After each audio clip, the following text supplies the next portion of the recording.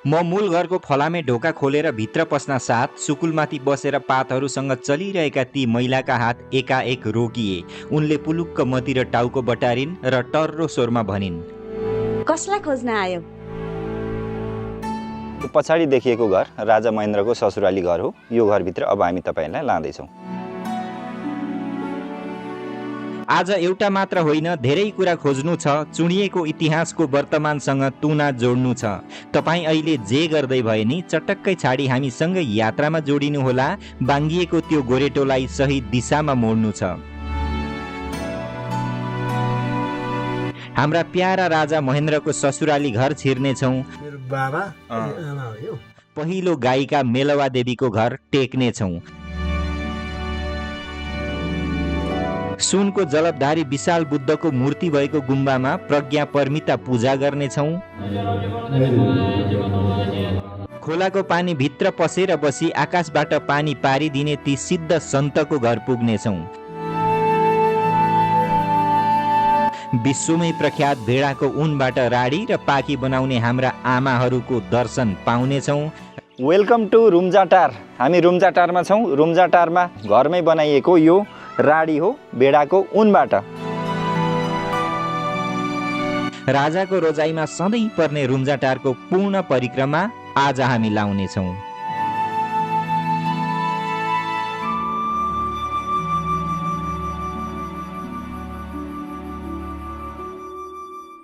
त्यो ढुङ्गा, त्यो खोला, त्यो रुख, त्यो वन, त्यो लतिका, त्यो चिर सुख, त्यो हृदय केन्द्र स्नेह तडित चम्काइरहेछ आज क्षण क्षण मेरो प्यारो ओखलढुङ्गा। कोसीको कोसेली सङ्गाली बस्ने, रोसीको राग गाई बस्ने, पूर्वको ज्योति नेपालको मोती हाम्रो प्यारो ओखलढुङ्गा।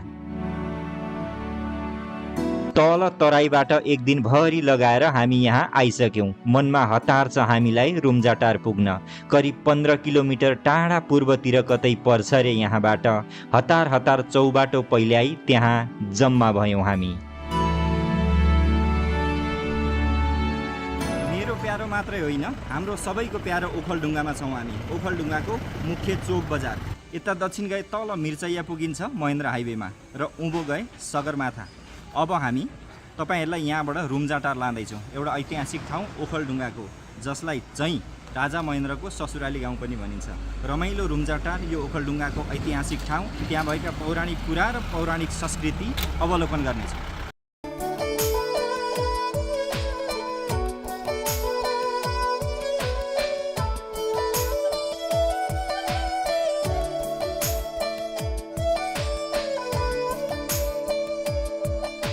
आकाशमा मेघ गर्जदैछ। वर्षा होला जस्तो मानी हामी चाँडै भाग्दैछौँ। उत्तर दक्षिण सिद्धिचरण हाइवेलाई छोडी ओखलढुङ्गा रुम्जाटार सडक हामी लाग्दैछौँ। हाम्रो सडकले हामीलाई पूर्व दिशा लाँदैछ। बजारको होहल्ला कोलाहल हामीबाट बिस्तारै टाढा भाग्दैछ।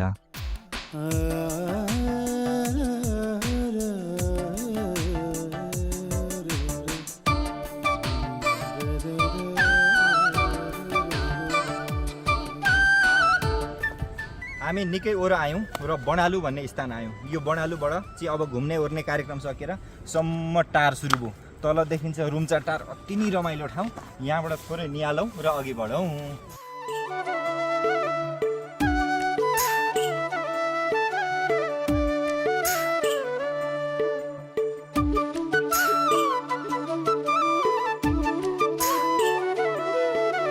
तलतिर हरियो वन छ, परतिर सानो खोला, काखैमा रमाइलो टार बसेको छ, उत्तरमा अग्ला डाँडा अनि मास्तिरबाट बादलुको घुम्टोले ढाकेको छ। वरिपरि लहलहाउँदो धान खेती बाँझ, नाङ्लोमा कनिका छरे झैँ छन् छरिएका घरहरू। रुम्जाटार आउनुभन्दा पहिलाको माथिल्लो सानी टार हो यो।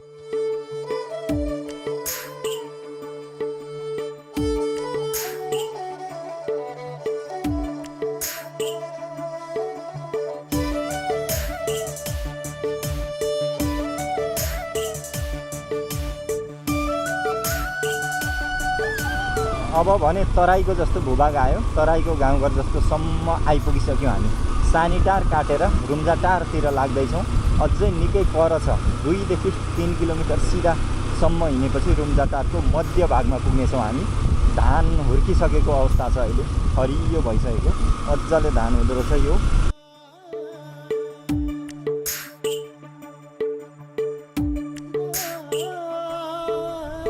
अब भने हामीलाई कुनै गेटले स्वागत गर्यो।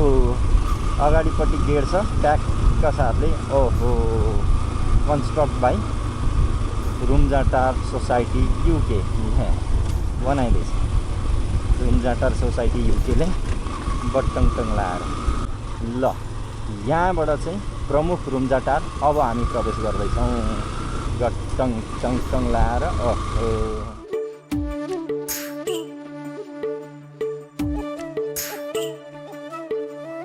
ओखलढुङ्गाका 7 स्थानीय निकायमध्ये केन्द्र सिद्धिचरण नगरपालिकाको 4 नम्बर वडामा रहेको पहाडी पर्खाल बीच तराईको झल्को दिने भूभाग, राजाको रोजाई र पर्यटकको खोजाइमा पर्ने यो हो सुन्दर रुम्जाटार।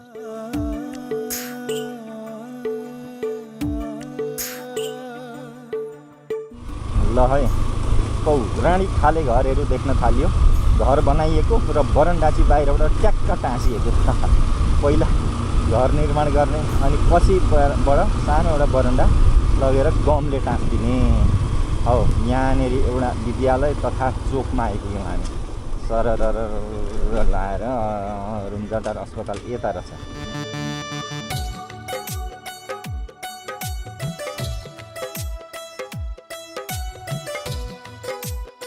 रुम्जाटारको धेरै आकर्षण मध्ये राजा महेन्द्रको ससुराली घर पनि एक हो। सबैभन्दा पहिला हामीलाई त्यही चिजले तान्यो। सोध्दै खोज्दै हामीले त्यो घर भेट्यौँ। हामी घुम्दै घुम्दै एउटा रातो घरमा आएको छौँ। यो रातो घर हो राजा महेन्द्रको ससुराली घर। हामी रुम्जाटारमा छौँ। रुम्जाटार अब हामी तपाईँलाई लाँदैछौँ यो भित्र राजा महेन्द्रको ससुराली घरभित्र। ल है त यो एउटा सुन्दर घरमा आएको छौँ। को हुनुहुँदो रहेछ भित्र हामी बुझौँ।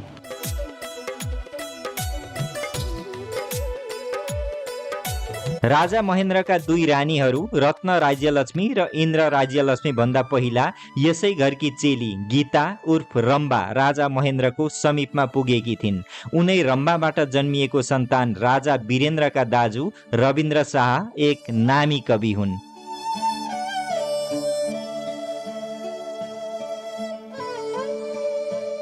मेरो नाम कृष्ण कुमार गुरुङ। रम्बा रानीको चाहिँ म भदै भनौँ न, उसको भाइको छोरा भदा म चाहिँ। मेरो दाइ एउटा काठमाडौँमा हुनुहुन्छ, कुमार गुरुङ भन्ने, सिङ्गापुरको उहाँ चाहिँ उहाँ काठमाडौँमा बस्नुहुन्छ। अनि म चाहिँ गाउँ घरमै बस्ने। अब मेरो बुबा बितेको 3 वर्ष जति भयो, म उहाँ बितेको 1 वर्षै भएको छैन। अब बुबा चाहिँ पहिला दरबारमा बस्नुहुन्थ्यो अरे, अनि ब्रिटिसको लाउडी हो क्या मेरो बुबा। अनि 7 वर्ष नोकरी गरेर आउनुभएको छ। त्यसपछि जानु भएन। त्यसपछि आएर फुपूले दरबारमै लगेर राखेको छ बुबालाई चाहिँ। अनि उहाँ दरबारतिर बस्यो। फुपू बित्याएपछि बाउ नि जानु भएन।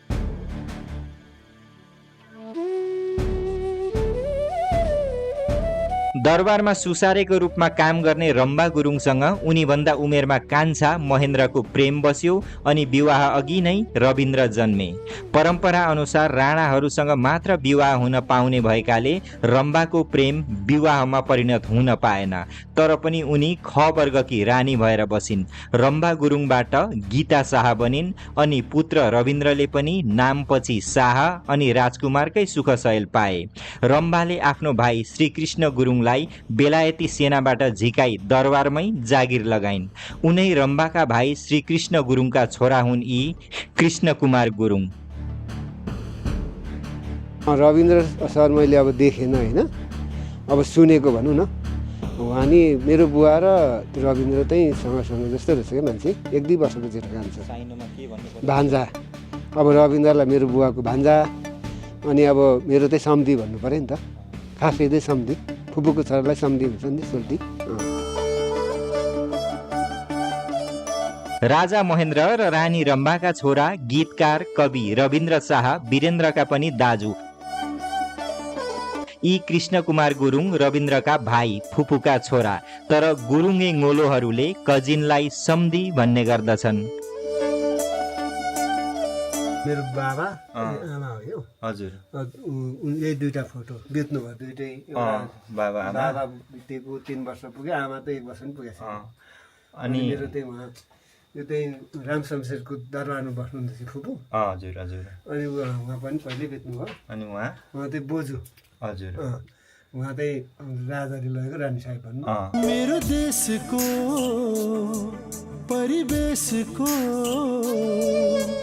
हिमाल पहाड तराई मधेसको परिक्रमा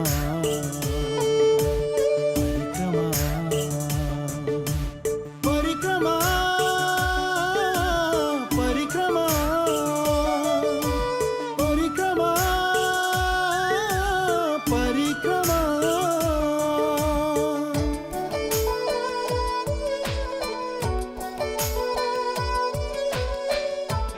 रुम्जाटार घुम्ने क्रममा सुन्दर रुम्जाटारको बिचैमा रहेको सुन्दर रुम्जाटार बौद्ध गुम्बामा हामी आएका छौँ। यहाँ एउटा पूजा हुँदै रहेछ आज, प्रज्ञा परमिता पूजा। यो पूजा कस्तो हो र यो गुम्बा कस्तो रहेछ यहाँ हेरौँ र गुरुहरूसँग यो प्रज्ञा परमिता पूजाको बारेमा बुझौँ।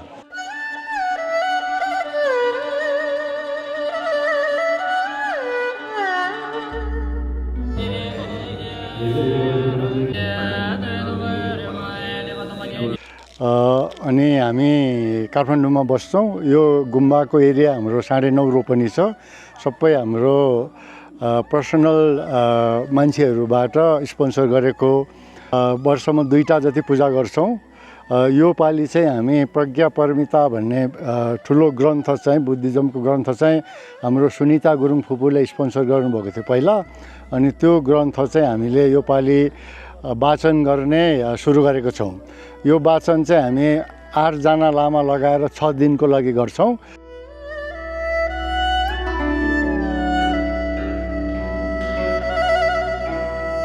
प्रज्ञा पारमिता गौतम बुद्धले आफ्ना शिष्यहरूलाई दिनुभएको 1000वटा ज्ञानको एउटा ठेली हो। प्रज्ञाको दूरगामी चित्तावस्था अर्थात् प्रज्ञा पारमिता 6 पारमिता मध्ये अन्तिम हो। यसमा हामी बोधि प्राप्त गर्न र अरू सबैलाई हित गर्न आवश्यक रहेका कुराको स्वभाव र सूक्ष्म सत्यबारे सम्पूर्ण रूपमा सही र यकिनका साथ अन्वेषण र भेद गर्न सक्छौँ।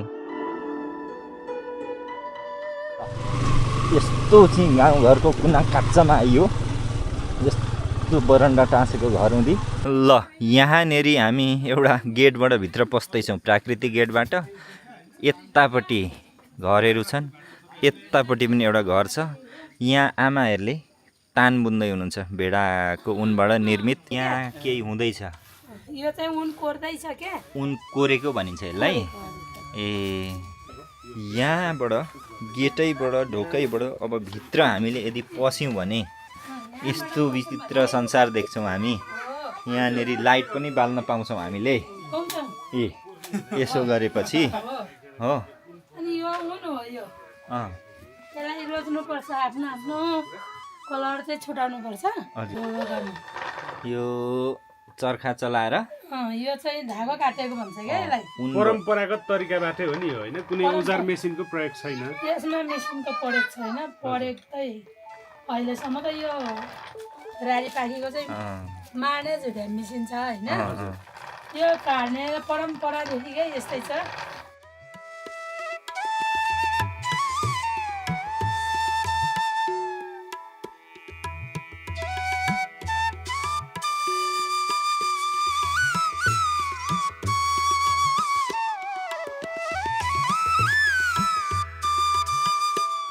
यो बुन्दै गरेकोलाई राडी भनिन्छ।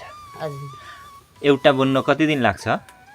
योलाई सबै खेदैदेखि गऱ्यो भने थुप्रै दिन लाग्छ। यो बुन्नु मात्रै चाहिँ 1 दिन लाग्छ।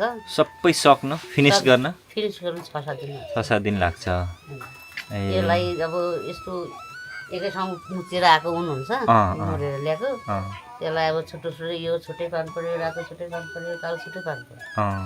अनि भिजै धुनु पऱ्यो, अनि भिजै सुकाउनु पऱ्यो, अनि फेरि कोर्नु पऱ्यो। त्यहाँबाट काट्नु पऱ्यो, डल ल्याउनु पऱ्यो, बाट्नु पऱ्यो, अनि ताल लाउनु पऱ्यो, बुन्नु पऱ्यो। होइन, सबै धागो तयार गरेर तपाईँलाई दिएपछि यो बुन्न मात्रै चाहिँ कति दिन? 1 दिनमा सक्छ। एकै दिनमा एउटा सकिन्छ, लेखेर पनि? हजुर, ए तयार भएको राडी यहाँ छ।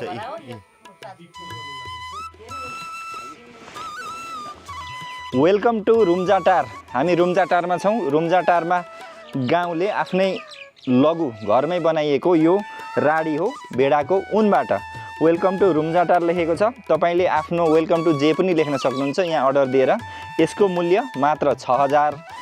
जहाँबाट तपाईँले मगाए पनि त्यहाँ पुर्याइदिने व्यवस्था पनि लगभग छ कि होइन?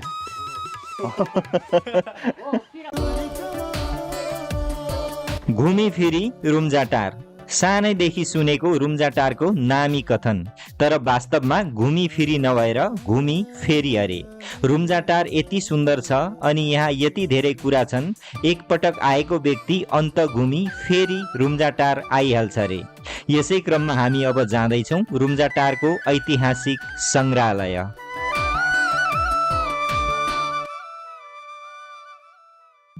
ओखलढुङ्गा रुम्जाटार ऐतिहासिक सङ्ग्रहालय यहाँ छ। पुरानो भवन छ, नयाँ भवन बन्दैछ, पछि सारिन्छ यसलाई। अहिले यहाँ के रहेछ कसो रहेछ हेरौँ है त। ल त पहिलो देब्रेपट्टि जुन कोठा छ यो सांस्कृतिक कक्ष भनेर यसरी लेखिएको छ। यहाँनिर हामी यसरी पस्दाखेरि यो बत्ती बाल्नु पनि पर्छ बेला बेला। यसरी गुरुङ जातिहरूको लुगा वेशभूषा यहाँ यसरी राखिएको छ। यसरी वेशभूषा सजावट भएको छ। जस्तो नेवार समुदायको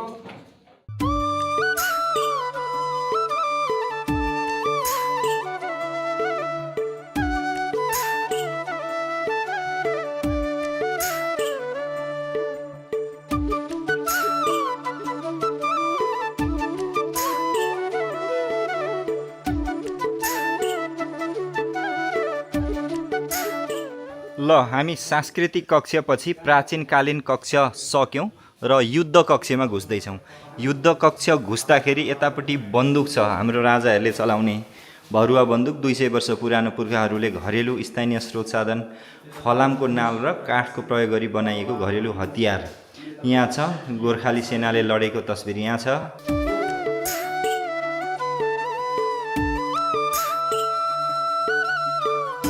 यही मौगाउँदीलाई है यो कवि सिद्धिचरण श्रेष्ठको जीवनी।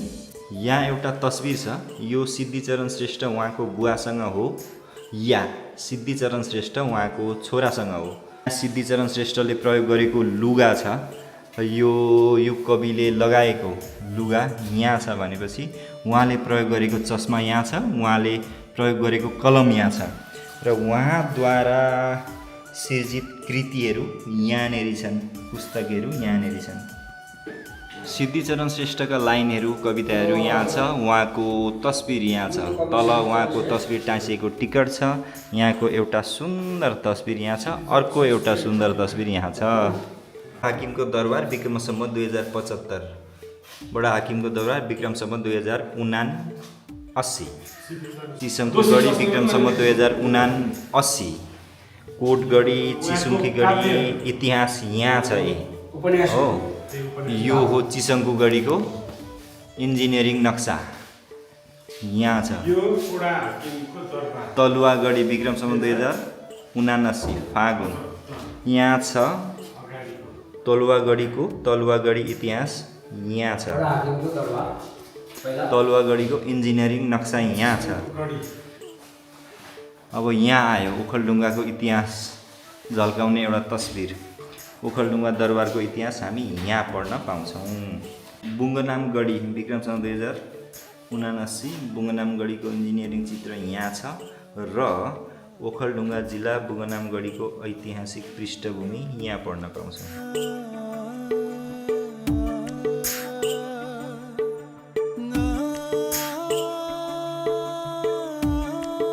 2224 राज्यताका रुम्जाटारमा रुमबुढा नामक राजाले राज्य गरेको इतिहास पाइन्छ। नेपाल एकीकरणका क्रममा गोर्खाली फौजमा ठूलो संख्यामा गुरुङहरू यहाँ छिरे। उनीहरूले यहाँका किराँती राईहरूलाई लखेटेर यो स्थान कब्जा गरे। रुमबुढाको शासन रहेको यस रुम्जाटारमा रहेका रुमदाली राईहरू अझै पनि रुम्जाटार वरपर छरिएर रहेको पाइन्छन्।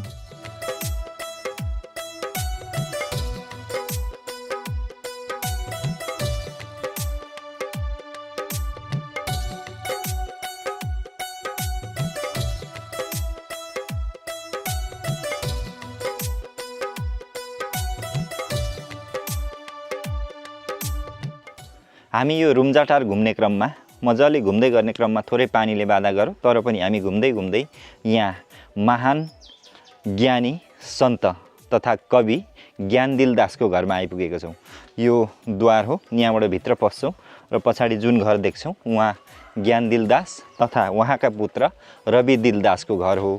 उहाँका सन्तति हुनुहुन्छ यो घरमा, उहाँसँग महान सन्त कविहरूको बारेमा बुझ्नेछौँ।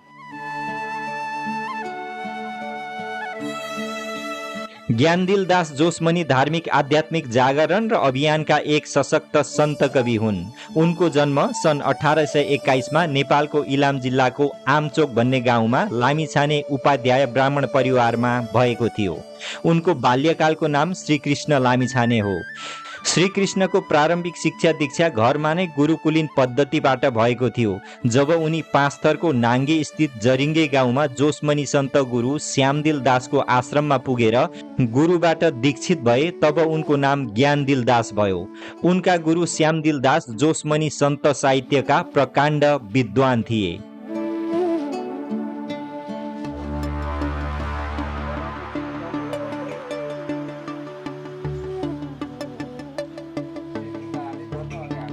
नमस्कार, म सनत कुमार लामिछाने।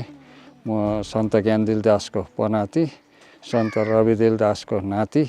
म ज्ञानदिल दासको बाट चाहिँ म चौथो पुस्ता। अनि अब मेरो जिजु बाजे सन्त ज्ञानदिल दास चाहिँ धर्म प्रचार गर्ने सिलसिलामा रुम्जाटार आइपुग्नु भयो। घुम्दै रुम्जाटार आइपुग्नु भएपछि उहाँ चाहिँ यहाँका गुरुङ दाजुभाइहरूले चाहिँ उहाँलाई यहीँ बस्नुपर्छ, तपाईँलाई हामी बस्ने चाहिँ व्यवस्था गरिदिन्छौँ। त्यो जोगीको भाषामा भन्नुपर्दा तपाईँलाई कुटीको व्यवस्था गरिदिन्छौँ र खानपिनको पनि हामी नै म्यानेज गर्छौँ भनेर उहाँहरूले भन्नुभएछ। अनि होइन, म त यसरी बस्ने त होइन, म 1-2 दिन अब कति मन लाग्छ त्यति चाहिँ बस्छु यहाँ। अनि त्यसपछि म आफ्नो उसमा हिँड्छु, म बस्दिनँ। बस्नको लागि त्यो घरखेत चाहिने भए त मेरो आफ्नो पनि घरखेत थियो, म त्यो छोडेर हिँडेको, मलाई नचाहिने। अन्त होइन, यहाँ बसेपछि पनि तपाईँलाई चाहिँ घुम्न जानलाई हामीबाट कुनै बाधा छैन, जान सक्नुहुन्छ, तर घुमेर समय समयमा चाहिँ यहाँ फिर्ता आउनुपर्छ भन्ने शर्त राख्नुभएछ उहाँहरूले। अब त्यो पनि मेरो चाहिँ निश्चित छैन, म आउन पनि सक्छु नआउन पनि सक्छु भनेर त्यसो भन्नुभएछ। त्यतिकैमा उहाँहरूले अब यहाँ बस्ने व्यवस्था सामान्यतया यहाँ यो प्रोपर यो ठाउँमा पनि होइन, यहाँभन्दा अलिक परतिर चाहिँ व्यवस्था गर्नुभएछ। अनि ल तल्लो गाउँमा चाहिँ जोगी यस्तो आएछ, यस्तो छ उस्तो छ भनेर अलिक माथिल्लो टोलको गुरुङहरूले फेरि त्यो कुरा थाहा पाउँ कस्तो जोगी रहेछ भनेर उहाँहरू पनि फेरि यहाँ आउनुभएछ। आएर यसै गफगाफ कुराकानी हुँदाखेरि ल यो जोगी ठिकै रहेछ, अब माथि उनीहरू फर्केर गइसकेपछि चाहिँ ल हामी चाहिँ लानुपर्छ, तल्लो गाउँमा राख्नु हुँदैन, त्यो जोगीलाई हामी ल्याउने भनेर फेरि दिउँसो एक दिन उहाँहरू आउनुभएछ। र अनि अरू यताका दाजुभाइहरू कता कता गएको थिए आफ्नो आफ्नो कार्यव्यस्तता। अनिखेरि ल जानुपर्छ, यिनीहरूले तपाईँलाई म्यानेज गर्न सक्दैन, हामी गर्छौँ, यिनीहरूको भर परेर हुँदैन भनेर फेरि जबरजस्ती गरेर ती माथिल्लो टोलका दाजुभाइहरूले लिएर जानुभएछ। अनि त्यहाँ लगेर फेरि 1-2 दिन राख्नुभयो। भरे बेलुका यताका टोली जम्मा भएपछि जोगी खै भनेर त यसो गरेर माथिको फलाना आएको थियो। अब उहाँहरू त नाताको पनि भयो, फलाना आएको थियो जम्तीहरू, उनीहरूले लगे भनेर ये हामीले राखेको जोगी तिनीहरू लाने भनेर। अनि भोलिपल्ट फेरि उहाँहरू जम्मा भएर गएर हामीले राखेको तिमीहरूले हुँदैन भनेर त्यहाँबाट फेरि जबरजस्ती उठाएर पखेरामा समातेर ल्याएर फेरि यहीँ ल्याउनु भएछ। अनि लु मेरो कारणले गर्दा तपाईँहरूको बिचमा विवाद हुने भयो। मलाई त विवाद गराउने मेरो उद्देश्य पनि होइन, केही पनि होइन, यस्तो नगरौँ, मलाई चाहिँ स्वतन्त्र छोडिदिनुहोस्, म हिँड्छु भन्दा होइन हिँड्नबाट हामी वञ्चित गर्दैनौँ, यहीँ बस्नुपर्छ भनेर लु तपाईँले रोज्नुहोस्, तपाईँलाई कहाँ उपयुक्त हुन्छ भन्दा त्यति बेला यो एरिया चाहिँ यहाँको चाहिँ सामान्य त्यो सानो सानो शिशुहरूको मऱ्यो भनेदेखि त्यस्तो बच्चाहरू राख्ने ठाउँ रहेछ यो। अहिलेको भाषामा भन्नुपर्दा नो म्यान्स ल्यान्ड जस्तै रहेछ यो। अनि त्यो मलाई चाहिँ वो हुँदैन, अब जबरजस्ती बस्नै पर्छ भने मलाई डोबाटोमा त्यही उसमा चाहिँ बस्ने बनाइदियो भने त्यो त हाम्रो यस्तो यस्तो ठाउँ हो भन्दा तिमीहरूको लागि पो हुँदैन त, मलाई त हुन्छ म खेती गर्ने होइन केही गर्ने होइन म 1-2 दिन कति बस्छु त्यहीँ हिँडेर गएपछि म आउन पनि सक्छु नआउन पनि सक्छु भन्दा आउनै पर्छ भनेर उहाँहरूले अनुरोध गर्दाखेरि ल तपाईँहरूको अनुरोध साह्रै भयो त्यसो भएदेखि म चाहिँ होइन मेरो माइलो छोरो चाहिँ पछि यहाँ आएर बस्ने छ भनेर यो झन्डा चाहिँ उहाँले त्यति बेलै गाडिदिनु भएको अरे अहिले हरेक वर्ष हामी यसलाई चाहिँ मङ्सिरे पूर्णिमा यसलाई चेन्ज गर्छौँ परिक्रमा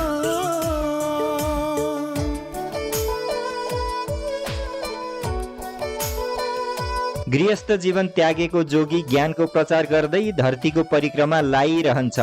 तदनुरूप ज्ञानदिल दास पनि यहाँबाट अन्तै लागे। उनका पुत्र रविदिल दास पिताको पद पहिल्याउँदै सन्त बने र पिताको रुम्जाटारवासीलाई दिएको वचन पूरा गर्न एक दिन यहाँ आइपुगे।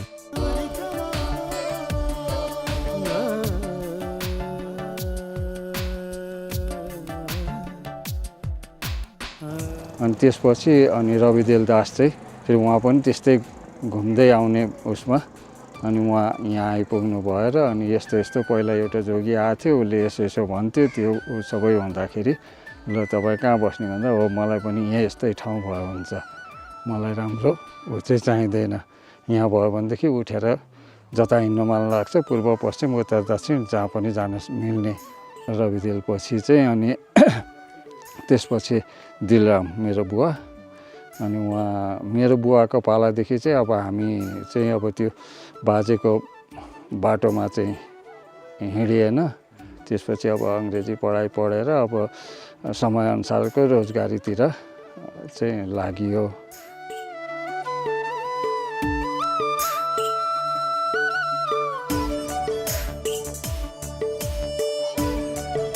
सन्त ज्ञानदिल दासले बाँकी जीवन सिक्किममा बिताए र उतै उनको देहवासन पनि भयो।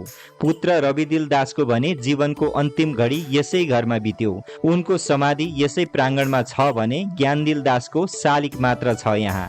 यो दुवै शालिग डाक्टर स्वामी प्रपन्नचार्य काले राईले निर्माण स्थापित गरिदिनु भएको हो।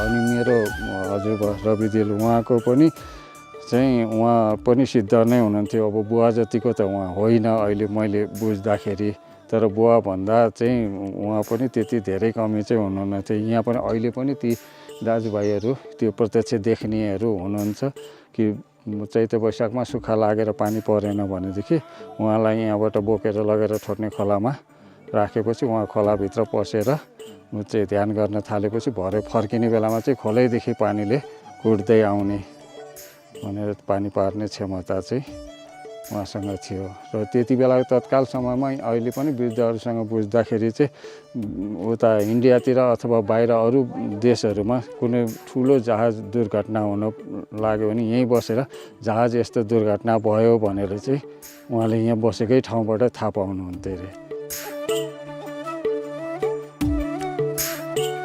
मानिसको मस्तिष्क र शरीरमा अपार शक्ति हुन्छ, तर हाम्रो इन्द्रिय तृप्तिको होडले सबै निष्क्रिय पारिदिन्छ। ऊ बेला हाम्रा साधु सन्तले त्यस शक्तिको राम्रो सदुपयोग गरेको हामी पाउँछौँ।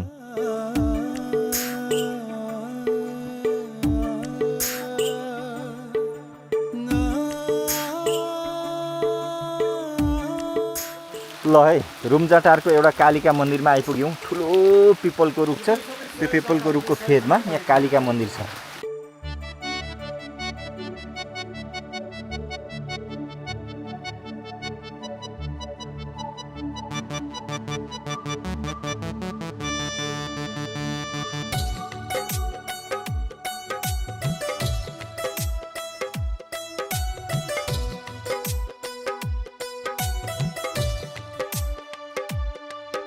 तामा कोसी त्यो सुन कोसी त्यो गिरी फोरी बहने रोसी, मेरो हृदयको तिम्रो चित्र परिरहन्छ हरदम पवित्र, मेरो प्यारो ओखलढुङ्गा।